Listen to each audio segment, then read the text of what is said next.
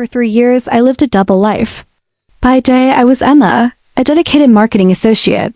But by night, I was the secret keeper of a love that was never meant to be. Asterisk, it started innocently enough, late nights working on a big campaign.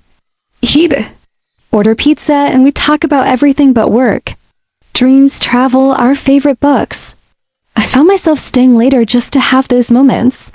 His smile, which was usually all business, became softer, more genuine when it was directed at me. Asterisk, the first time his hand brushed against mine while reaching for a file, a jolt of electricity shot through me.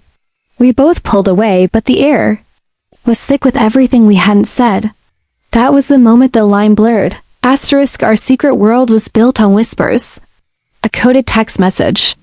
The Henderson report is ready. Met, I miss you. Staying late tonight. Met, I need to see you. We became experts in deception. Parking our cars on different levels, leaving the office separately, never, ever looking at each other for too long in meetings. Asterisk, I convinced myself it was special. That what we had was so powerful it was worth the risk. Worth the guilt that would twist in my stomach every time his wife, Sarah, would call.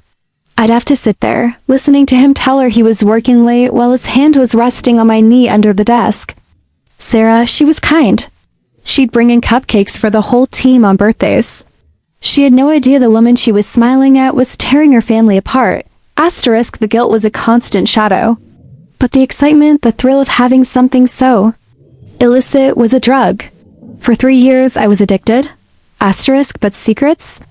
They have a way of rotting from the inside out. The pressure started to show.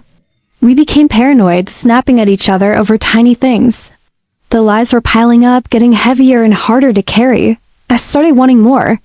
I wanted to hold his hand in public, to not have to pretend. He'd just say, "Not yet, Emma, we have to be careful." Asterisk, I should have known then.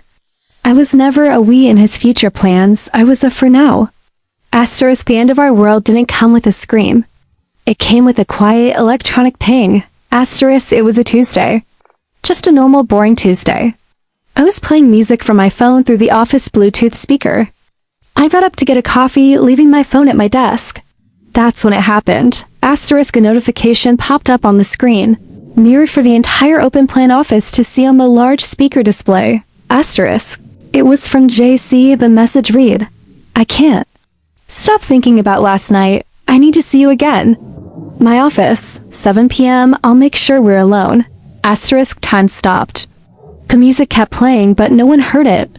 I walked back to my desk to see a sea of frozen faces, wide eyes, hands over mouths. The junior intern, Lily, looked at me like I was a ghost. My blood ran cold. I fumbled for my phone, my hand shaking so badly I could barely swipe the notification away.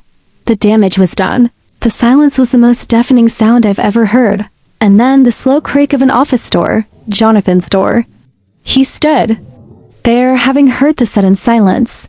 He looked at the horrified faces of his employees, then at the now blank screen, and finally at me. The color drained from his face. His expression wasn't one of love or shared panic. It was pure, unadulterated fear for himself, for his career. Without a word, he stepped back into his office and closed the door.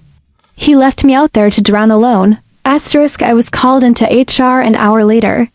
I was told to pack my things and was escorted out of the building. Administrative leave, they called it. But we all knew what it was. Asterisk, the worst was yet to come. A few days later, my phone rang. It was Sarah. My heart jumped into my throat.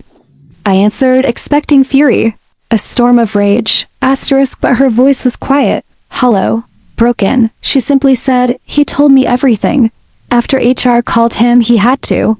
Was it worth it, Emma? Were the secrets and the lies worth my family? Were they worth your soul? Asterisk, I had no answer. I just listened to her quiet sobs on the other end of the line before she hung up. She was right. In the cold light of day, with the fantasies stripped away, it wasn't worth it at all. A month later, I went back to officially clear out my desk. The office was a tomb. No one would make eye contact. As I placed the last box into my car, I looked up at the 14th floor. There he was in his glass-walled office on the phone, laughing. His wedding ring was back on his finger. He was already moving on, salvaging his life, his marriage, his career. Asterisk, he never once looked down. He never saw me. I was already a ghost from a past he was determined to forget. Asterisk, they say love is blind, but sometimes it's just selfish. And it takes getting caught for you to finally open your eyes and see the destruction you've caused. And the person you became in the process.